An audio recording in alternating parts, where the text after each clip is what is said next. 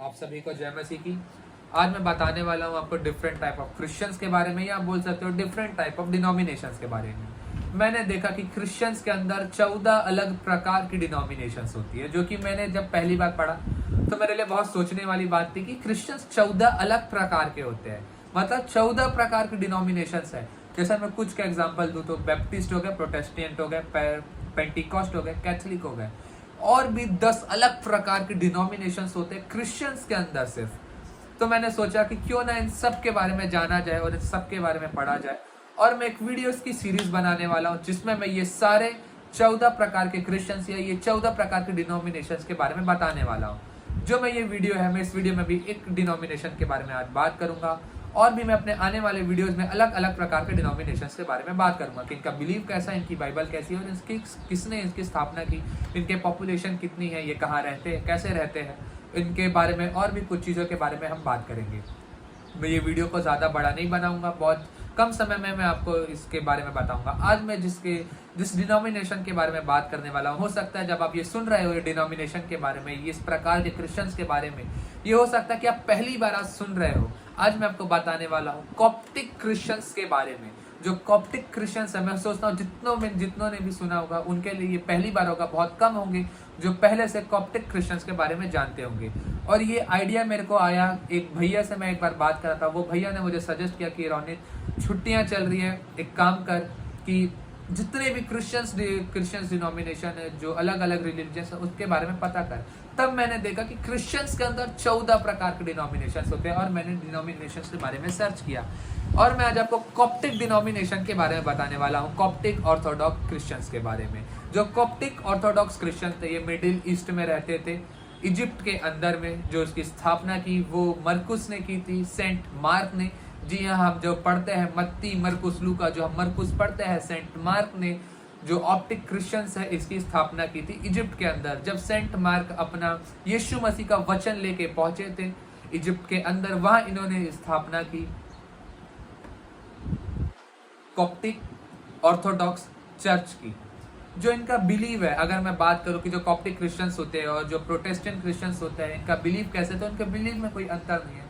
जो Coptic Christians है वो बिलीव करता है यीशु मसीह के एक नेचर में, कि जो यीशु मसीह थे वो फुल्ली डिवाइन पर्सन थे, वो पूरी तरीके से परमेश्वर थे जो कि मनुष्य के रूप में थे। और जैसे कि प्रोटेस्टेंट क्रिश्चियन बिलीव करते हैं कि जो यीशु मसीह थे वो फुल्ली डिवाइन पर्सन थे, और वो फुल्ली ह्यूमन फॉर्म में भी रहे थे, कि अगर मैं बोलूँ हिंदी में तो वो पूरी तरीके से परमेश्वर भी थे और पूरी तरीके से मनुष्य भी थे। ये जो मानना है, ये क्रिश्चियंस का मानना है, प्रोटेस्टेंट क्रिश्चियंस का। पर जो कॉप्टिक क्रिश्चियंस थे वो एक ही नेचर में बिलीव करते थे कि यीशु मसीह पूरी रीति से परमेश्वर थे और वो इस पृथ्वी में रहने के लिए आए और सिखाने के लिए आए। सेंट मार्क उन्हीं के चेले थे। जैसे कि हम जानते हैं मरकुस जो थे यीशु मसीह का चेला था। सेंट मार्क इजिप्ट में यीशु मसीह का वचन लेके पहुंचे, उन्होंने यीशु का वचन उस स्थान में पहुंचाया और वहां के लोगों को सुनाया, और वहां से स्टार्ट होता है Coptic Christians, Coptic Orthodox church. जो प्राइमरी चर्च है वो इजिप्ट के ही अंदर पाया जाता है। 10 लाख लोगों से भी ज्यादा जो है इजिप्ट के बाहर रहते हैं, और वो कॉप्टिक क्रिश्चियंस कहलाते हैं। जो कॉप्टिक क्रिश्चियंस है, अगर मैं बात करूं इजिप्ट के अंदर, क्योंकि इजिप्ट एक मुस्लिम देश है, इजिप्ट के अंदर 90% सुन्नी मुस्लिम्स रहते हैं, और जो 10% है वो कॉप्टिक क्रिश्चियंस रहते हैं। अगर मैं बात करूं कि कॉप्टिक क्रिश्चियंस की बाइबल कैसी होती है, तो कॉप्टिक क्रिश्चियंस की जो बाइबल होती है वो इस प्रकार है कि जो ये लोग पुराना नियम पढ़ते हैं, ओल्ड टेस्टामेंट पढ़ते हैं, उसका नाम है सेप्ट्यूजाइंट करके एक बुक है, वो एज अ ओल्ड टेस्टामेंट को वो पढ़ते हैं, तो वो इस बुक को पढ़ते हैं। सेप्ट्यूजाइंट करके ये बुक है। और जो वो न्यू टेस्टामेंट पढ़ते हैं वो न्यू किंग जेम्स वर्जन है, वो जो पढ़ते हैं वो ये 2 बाइबल्स को पढ़ते हैं। मैं दोनों बाइबल का नाम और दोनों बाइबल के बारे में डिस्क्रिप्शन में लिख दूंगा, और मैं कॉप्टिक क्रिश्चियंस के बारे में भी डिस्क्रिप्शन में लिख दूंगा। ये वीडियो खत्म होने के बाद, जो कि छोटी है, मैं इस वीडियो को जल्दी समाप्त करूंगा। अब डिस्क्रिप्शन में भी जाके अच्छे से इस कॉप्टिक क्रिश्चियंस के बारे में पढ़ सकते हैं। कॉप्टिक क्रिश्चियंस के और भी कुछ चीज़ों के बारे में मैं बताऊं, जैसे मैंने आपको बताया कि इनका बिलीव कैसा है, ये कौन सी बाइबल पढ़ते हैं, न्यू टेस्टामेंट पे इनका बिलीव है, और ये न्यू किंग जेम्स वर्जन पढ़ते हैं। न्यू टेस्टामेंट के अंदर इसको स्थापित करने वाले जो थे वो सेंट मार्क थे, और इनका जो प्राइमरी चर्च है वो इजिप्ट के अंदर है। और भी मैं जैसे कुछ बात करूँ कि जब ये उपास करते हैं, जब ये फास्ट करते हैं, जैसे कि जब जब कॉप्टिक क्रिश्चियंस जो होते हैं वो फास्ट करते हैं तो इनके फास्टेड टाइम में होता है ये मीट नहीं खाते। अगर ये फास्ट कर रहे हैं तो ये किसी भी प्रकार का चिकन, मटन या कोई भी प्रकार का मीट का सेवन ये नहीं करते। और भी मैं जैसे कुछ क्वेश्चंस के बारे में बात करूँ कि जैसे अल्कोहल को पीना, तो कॉप्टिक क्रिश्चियंस का डायरेक्टली ये रूल है कि ये हेवनली रूल्स के अगेंस्ट है कि हम अल्कोहल को ड्रिंक करें। तो मैं अगर बात करूँ कि कॉप्टिक क्रिश्चियंस भी शराब का सेवन या नशीली पदार्थ का सेवन नहीं करते हैं। और अगर आप जानना चाहते हैं कॉप्टिक क्रिश्चियंस के बारे में, कॉप्टिक चर्च के बारे में, इनके अंदर क्या होता है, कैसी चीज़ें होती है, अगर आप चाहते हैं तो आप कमेंट करिए।